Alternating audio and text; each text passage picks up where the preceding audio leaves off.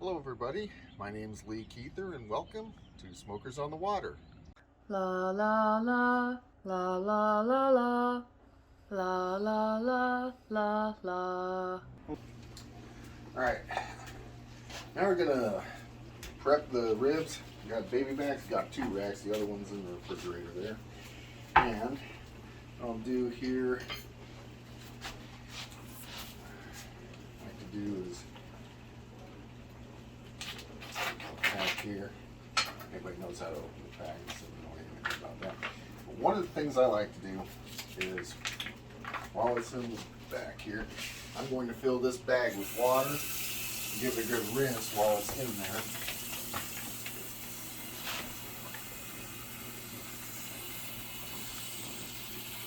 Once you get a lot of that yucky stuff off.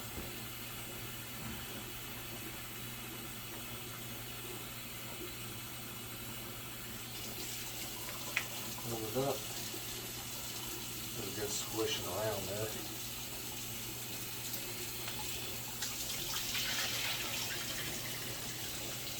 Keep your hands there, and that'll keep the rib from coming out the bag while you're emptying it.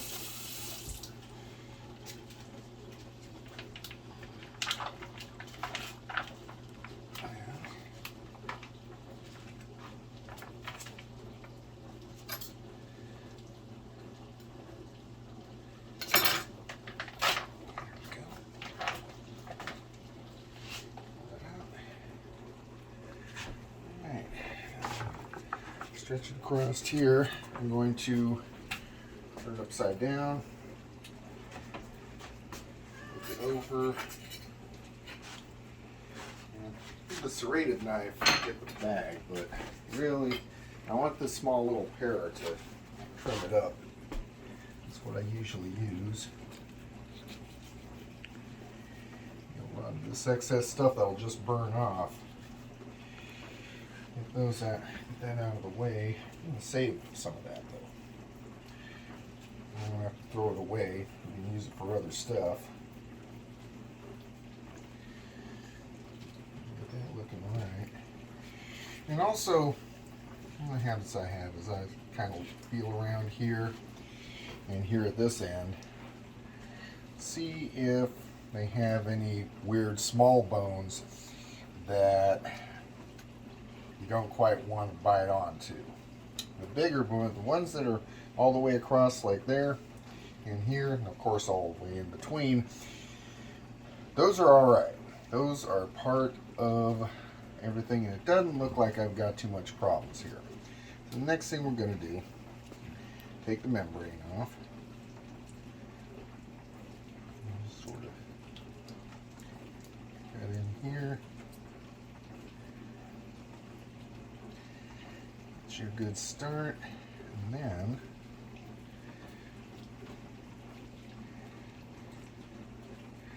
once you've gotten it all the way across here, just like so, you're going to get a piece of paper towel. This will help your grip on this. And just give it a pull, and if you're lucky, I think I'm going to get lucky. Cross your fingers. It's going to go all the way off just like that. And now, you're good here. And again, you want to trim off any of these ends that are going to burn.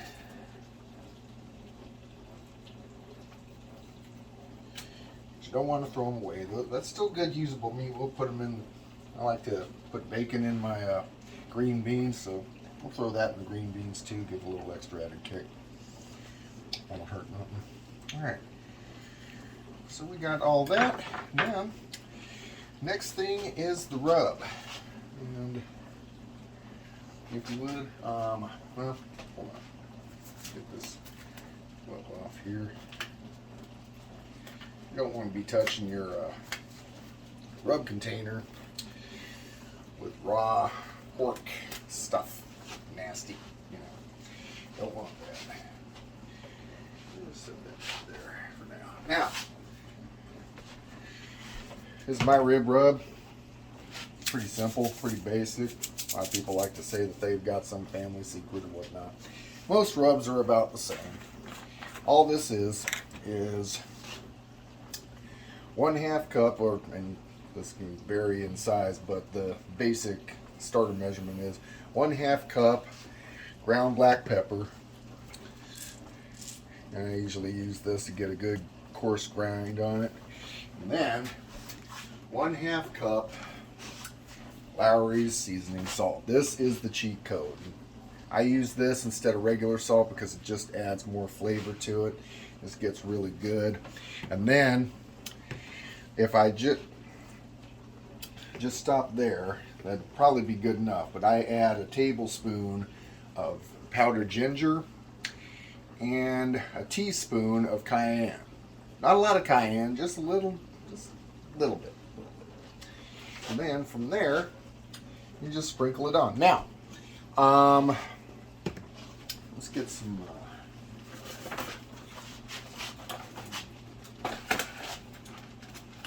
careful not to touch too much.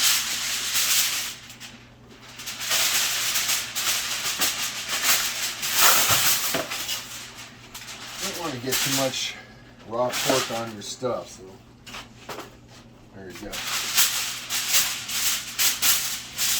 Good flat.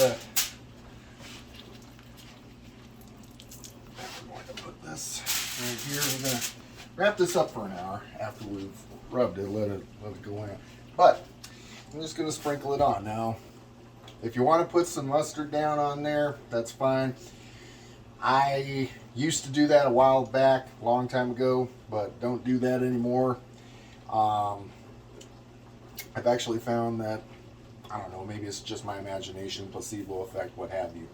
And it seems that the smoke gets through more without the mustard. Like mustard's like a smoke berry. You don't want that. I mean, if it actually does that, I don't know. It just seemed like it to me. And I've never had a problem since going away from putting the mustard down. Never had a problem with the rub sticking to the ribs. It just does it anyway. So, there you go.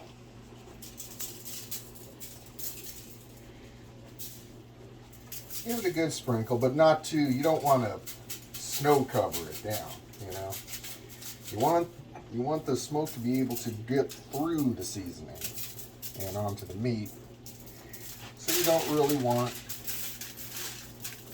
a heavy dose of this.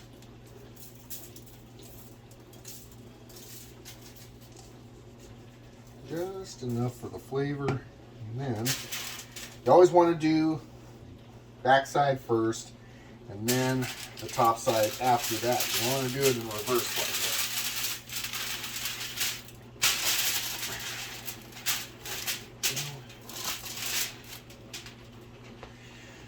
that. And people like to put a lot of fancy different seasonings in there. And just salt, pepper,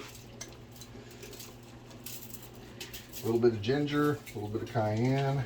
The salt that I'm using is the Lowry's, and it usually adds just enough of what you need. And that's it. You can still see the ribs through the rub. That's what you want. You don't want to cake this thing to where you can't see ribs anymore. You got some cocoon or rub. No, you don't want that. Fold this thing up.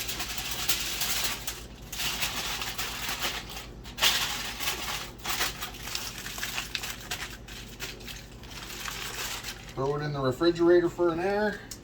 It should be ready to go. And there they both sit. And give it about an hour, we'll be throwing this on the grill. Well, got all my wood split up, and despite the fact that that says hickory, that's the hickory, that's the pecan. I didn't have a box for the pecan, so when I split it all up, stuck it back in the hickory box, so I keep them separate like that. But that's what's going for the ribs. As soon as this fire dies out a little bit, cools back down to about 275, which is where we want it, I'll start throwing on the pecan on there, throw the ribs on there, and we'll get to smoking these ribs. All right, now it's time. Gonna throw the ribs on. Pull this up.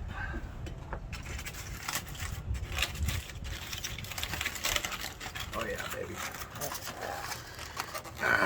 Look at that. That rub's nice and set in. Back here, squish them in. You don't want to stretch them out. You want to actually push them in. Makes the meat a little bit fatter. Because it'll set that way once it's cooked. Now, our thermometer. Now, you take this probe. You get to see this actually being used as a meat thermometer now. Yay! All right. And here's your temperature there. You don't want to hit bone. You just want to get it in a good fat piece of meat there. Put that cable there so it doesn't get pinched. Set it down. That'll come back to temperature. This is 3/16 steel. So it'll get up there very quickly. We got some wind going on. That's okay. But this thermometer will kick back up here in no time. This is literally 1/16 thinner than the old Country Brazos at 1/4 inch. 3/16, 4/16, 4/16, 1/4. You get the idea. It's a really good sturdy grill. Pit. Smoker. Whatever you want to call it. Now, next thing to do. Lard. Now, what you want to do with this, you get one of these. These come 5 for $1 at Dollar Tree. Awesome deal. AKA, they're disposable, and that's a good thing. Now, what I'm gonna do is open this up, scoop out a real generous amount. You want about 2 big scoops per rack. Alright? What we're going to do with this is along the same things you would do with tallow with your brisket, but this is for ribs. Alright? Learn this off of actually one of my favorite videos on Mad Science's Barbecue is when Jeremy goes over this with the pink butcher paper on the ribs. It's like eye-opening, game changer. Then again, he's a genius. I'm serious about that, man. Knows the stuff. And this is going to render down or melt, pick your word, and it's going to take on a nice golden brown because it's going to catch all this smoke. Okay, we're going to stick her right about there, right close to that chimney hole. All the smoke's going to get, and it's going to get every bit of smoke that this will. And that's just going to sit there. And now I don't do 3-2-1. I do a 4-2. I like to do dry rub ribs, so I skip the sauce part. So basically I do 4 hours of smoke and then 2 hours of wrapped up in the butcher paper and finishing them off, getting them up to temperature. You really want them to get up at the end of the day. You want them up to about 205 degrees. And that gets all the collagen breaking down and all that. Gets it real nice, tender, juicy, and yummy. So, right now it's about 1:30 in the afternoon. 2:30, 3:30, 4:30, 5:30, 6:30. Game starts about 6 o'clock-ish, so we'll probably sit down to dinner right close to midway through the first quarter if we're lucky. And we'll see where we're at. We'll come down back here in a little bit, see how these ribs are going. Okay. All right. Another thing. You're gonna watch football, you gotta have chili dogs.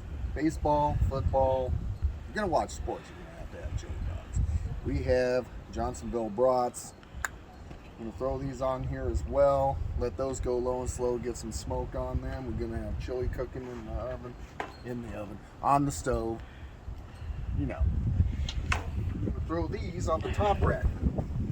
They're going to go slower.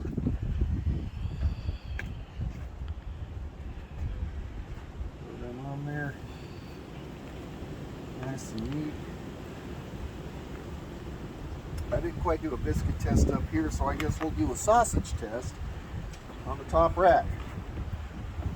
See what happens. One right there.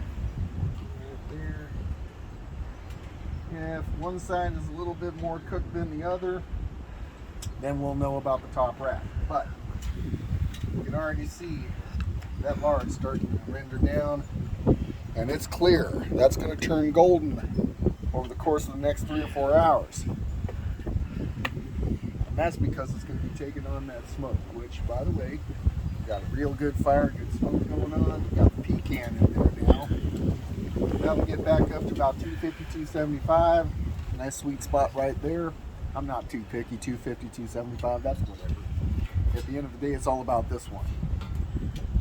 That's not entirely true. You want to keep that about 250, 275. 225 to 275, honestly, is the range, depending on your goal, depending on what you want to do.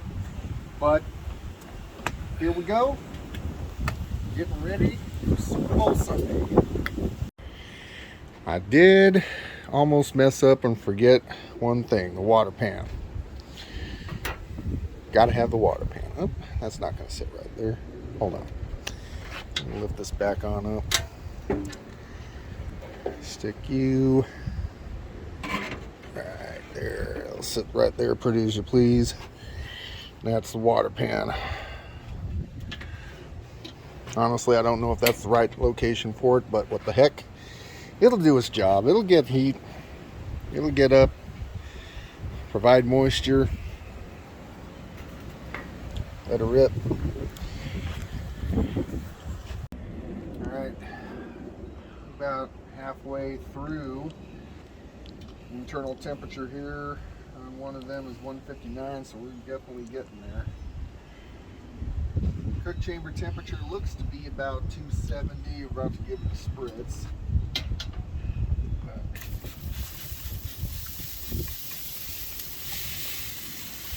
That's looking good. Those brats are definitely looking good. They're getting there. But so far so good. Not bad for a first cook. Alright. We're at the 4-hour mark. We're going to wrap these in the pink butcher paper with the smoked liquid lard. And that's what this looks like right here. Look at these. The sausages are real crispy. Well, hopefully they're good. So, stretch that out because I don't have a bigger table. I'll get you one. Silver. That's hot, that's hot.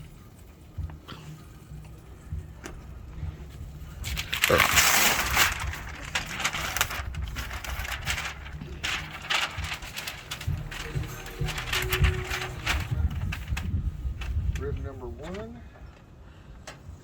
Set right here.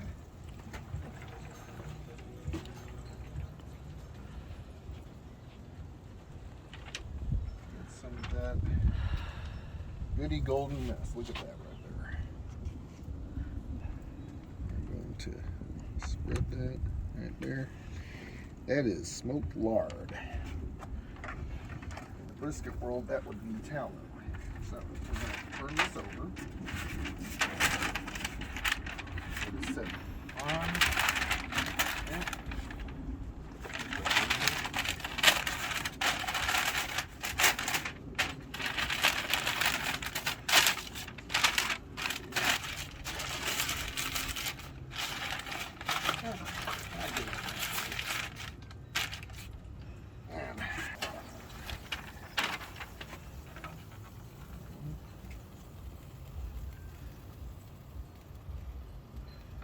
The rest of that on there.